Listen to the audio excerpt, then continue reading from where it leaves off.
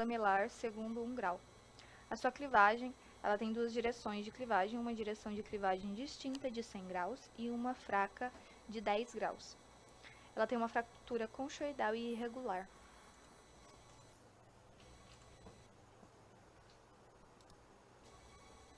A monazita ela aparece na natureza nas cores vermelho, verde, marrom, amarelo, cinza, castanho, rosa e marrom canela.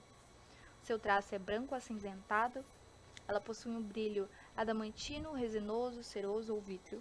Ele é um mineral acessório bastante raro em pegmatitos, graníticos e sieníticos, aplitos e mais raramente em granitos e gneisses graníticos.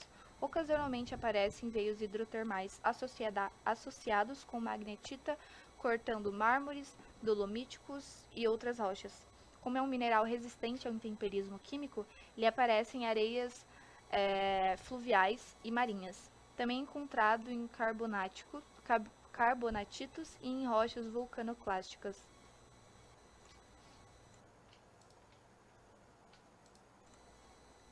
Trouxe aqui algumas imagens da monazita. Como podemos ver, ela é realmente pequena. Aqui algumas imagens mais próximas. Sua aplicação principal, por ela ser um fosfato, ela é matéria-prima importante na produção de terras raras. Essas terras raras, elas são importantes para a produção de baterias recarregáveis, televisores, catalisadores automotivos e também para o craqueamento de petróleo, que é aquela transformação do petróleo para várias utilidades.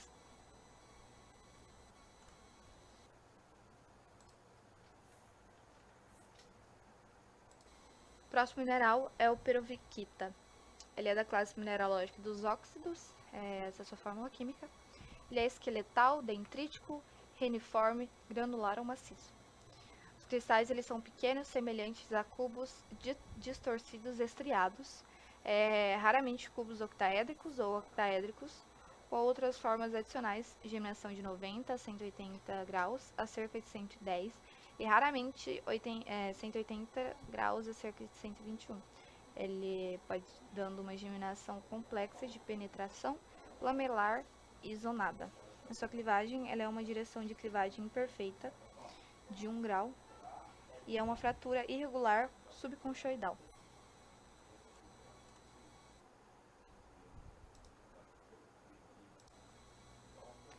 A perovskita ela é encontrada na natureza com as cores vermelho, verde, marrom, amarelo ou castanho. Ela tem um traço branco ou branco acinzentado. Seu brilho é metálico, adamantino ou fosco. Ele é um mineral acessório encontrado em rochas magmáticas alcalinas e alcalinas máficas, normalmente deutérico. Ele ocorre em kimberlitos, nefelitas, sienitos, carbonatito e em algumas rochas metamórficas. É o produto de metamorfismo regional e de contato entre rochas alcalinas e mármores. Ele é um mineral acessório comum em inclusões ricas em cálcio e alumínio em condritos carbonáceos. Trouxe aqui algumas imagens do mineral in natura, preso nas rochas. E além disso eu trouxe o principal uso, a principal aplicação da perovskita. Ela é muito utilizada nas células fotovoltaicas, principalmente por conta do seu baixo custo e a alta eficiência que ela traz para essas células.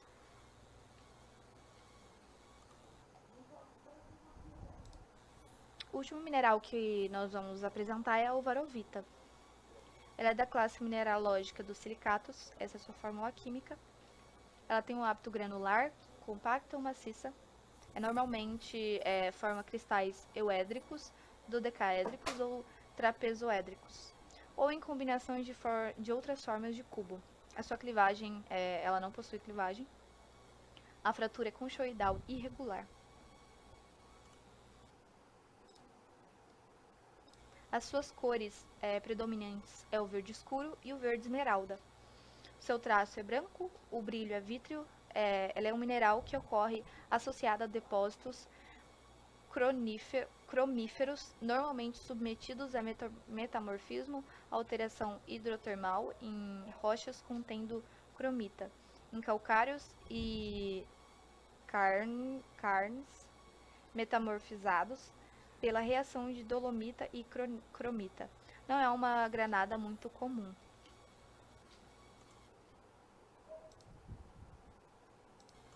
Trouxe aqui também algumas imagens da Orovita. Ela normalmente não dá um cristal muito grande. Ela realmente é mais pequena. E a sua principal aplicação, assim, que eu consegui realmente encontrar é na utilização das semijoias. Em qualquer aplicação que tiver, brincos, colares, pulseiras e diversas aplicações. Ela é muito famosa, principalmente pela sua cor se assemelhar muito à da esmeralda, né? Eu irei falar um pouco sobre as rochas. A rocha é todo o material que compõe a crosta terrestre, exceto a água e o gelo, podendo ser formado por um único mineral ou por um agrupamento desses. As rochas elas podem ser divididas entre rochas ígneas, rochas metamórficas e rochas sedimentares. E essas rochas sedimentares têm um subgrupo, que é a clástica, a química e a orgânica. O basalto é originário da rocha ígnea, com classificação de teor de sílica entre 45% e 52%. A sua descrição macroscópica são rochas holocristalinas, hipocristalinas ou raras vezes vítreas, com matrizes afanítica, normalmente apresentam estrutura isotrópica, mas podem preservar estruturas de fluxo quando efusivas, como acordada ou fluidal, e estruturas miloníticas ou cataclásticas quando intrusivas. Tendo como mineralogia essencial o clinopiroxênio e a olivina, com 55% a 35%, o plagioclássio cálcico, podendo conter matriz vítrea ou vidro vulcânico. O plagioclássio e o clinopiroxênio são os minerais essenciais do basalto que também podem conter a olivina. Por isso, o basalto é considerado uma rocha máfica, ou seja, uma rocha escura. Quando o basalto é rico em olivina, esse é denominado como picrito. Os minerais acessórios são óxido, como cromita, titanomagnetita ou a ilmenita. A apatita pode conter piroxênio com baixo teor de cálcio, estatita ou pigeonita, a olivina, a nefelina ou outros feldospatóide. Ambientes tectônicos em que foram gerados em Morme, que é na cadeia mesoceânica, e em OIB, que são os basaltos de ilhas oceânicas. Aqui nas imagens nós vemos algumas fotos das rochas, que as cores delas variam entre cinza escura preta com tonalidade avermelhada, marronzada.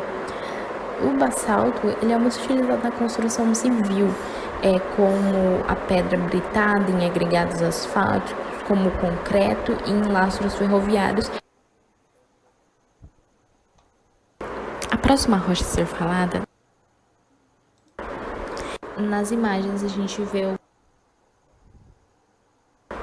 A próxima rocha a ser falada é o dolomito, de origem sedimentar química, com classificação de teor de sílica de 0%. Sua descrição macroscópica é de microcristalinos espáticos ou granulares. Microestruturas sedimentares comuns são laminações. Em geral, quando formados pela substituição de calcário, as estruturas primárias são obliteradas.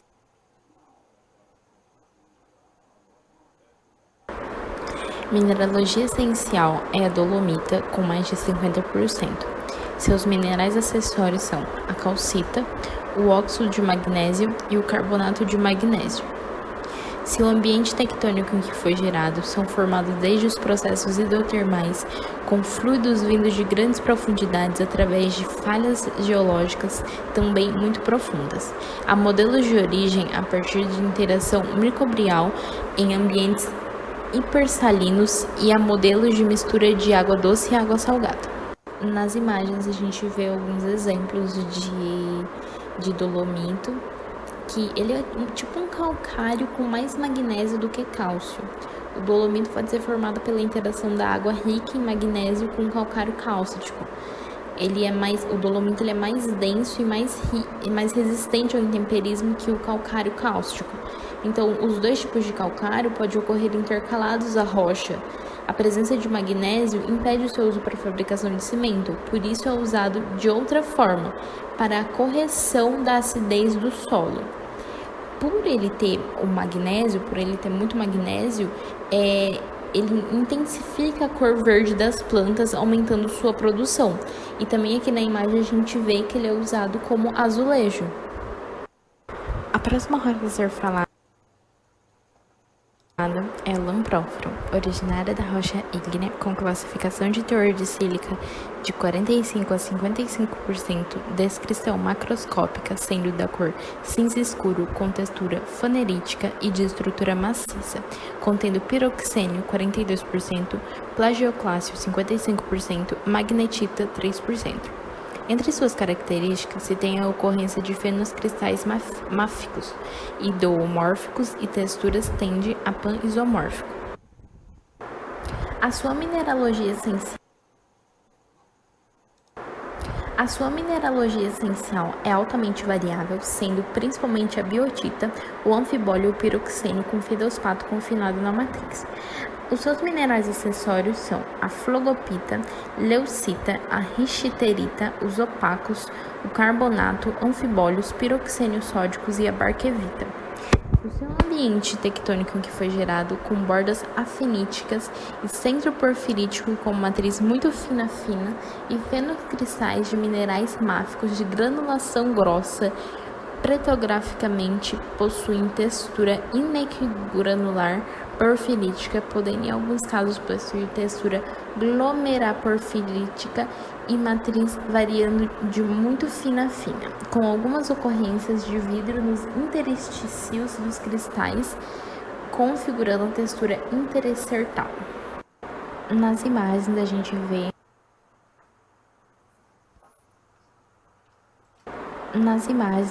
vê alguns exemplos do lamprófilo. Dá de ver que ela é uma rocha bem escura, né? Chega a ser preto, um cinza mais escuro. E aqui a gente vê a rocha, aparentemente é um rio, um córrego, não sei muito bem. E a imagem ao lado a gente tem mais um exemplo da rocha. O seu tipo. Ela é uma rocha sedimentar clástica, com teor de sílica de 25%.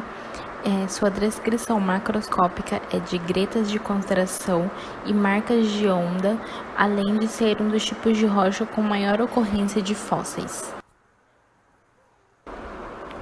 Mineralogia essencial, formada pelo acúmulo de sedimentos de granulometria silt, variando de 0,002 a 0,06 milímetros, sendo composto principalmente por quartzo, feldespatos, micas e argilas. Minerais acessórios: potássio, silício, magnésio e traço de outros 70 elementos. Ambiente tectônico em que foram gerados são materiais mais comuns nas bordas da cunha do material em escorregamento próximo ao arroio. Nesta área apresentam-se muitas vezes misturados com fragmentos de arenita e basalto. Aqui a gente vê alguns exemplos.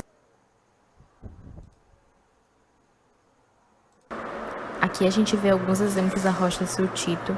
Aqui tem uma folha dentro da rocha, mais embaixo é a rocha na natureza.